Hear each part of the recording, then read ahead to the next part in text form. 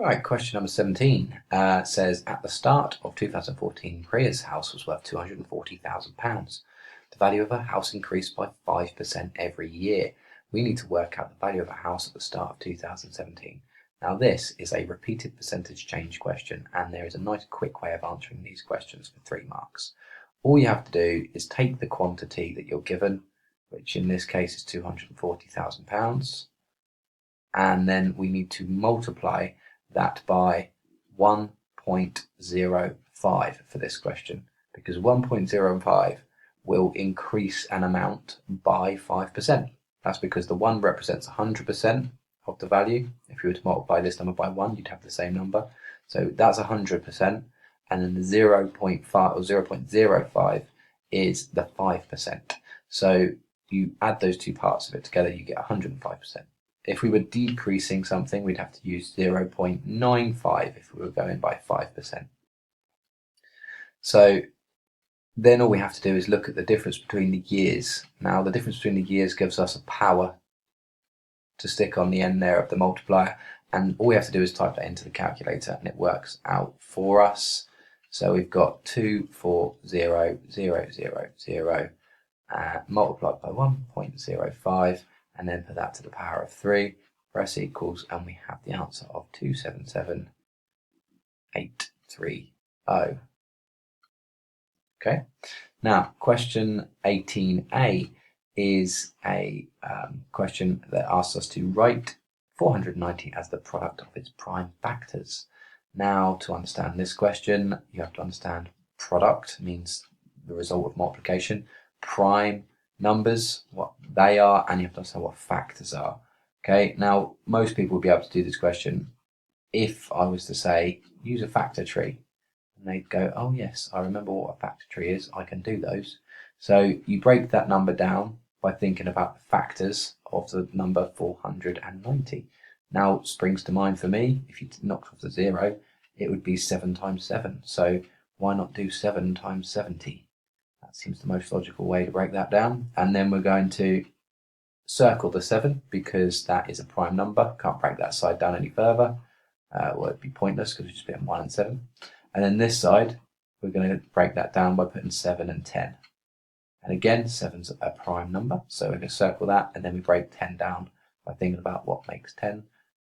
We've multiplied together the factors of 2 and 5 multiplied to make 10, and we've found all of our prime numbers, and they are the prime factors that multiply together to make 490. So you write them down as I am doing, and you can use index notation to represent the 2 7s there. So we've got 7 to the power of 2.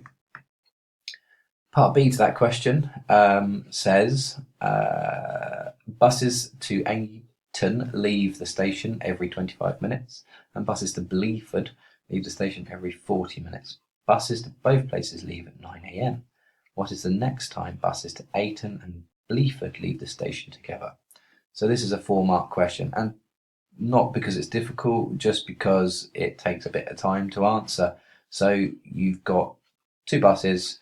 You have to think about the multiples of 25 and adding 25 minutes onto 9 a.m. and keep doing that until you get to a certain time, and then you keep doing that for the multiples of 40 and keep doing that until you found a time where you see in both lists that you've got. So let's have a look at that, see how quickly we can get this one done.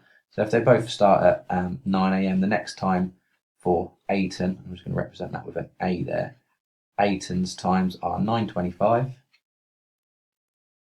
and then 9:50, oops, and then 10:15. This is a bit time consuming, but it's the way to do it. 10:15 plus another 25 minutes is going to be 10:40, and then another 25 minutes. So careful here, because you could go wrong. You could be thinking about time in terms of having 100 minutes. Easy mistake to make. Time is 60 minutes in an hour, not 100 minutes. So if you're going to go over the hour there for 20 minutes, you're going up to 11, so it's 11:05. It's the next one, and then 11:30, and then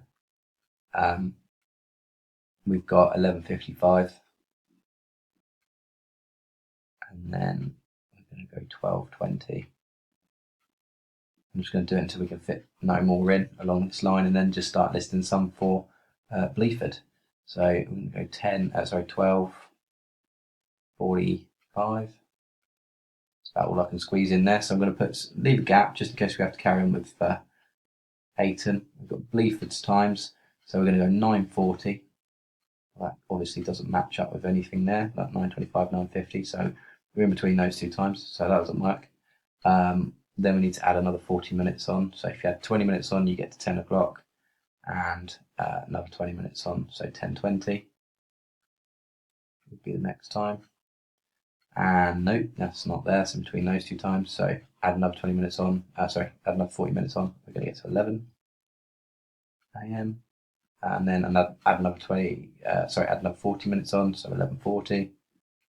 And again, we're still not matching up there because we're between those two times this time. And then we need to add another 40 minutes on, and we're going to get to 12 and 20. And I can see that that's the time that is in the other list as well. So we found that it is 12:20. That is the next time buses to Ayton and Bleaford leave the station together. 12:20 would be your answer. And you can put PM because that is in the afternoon.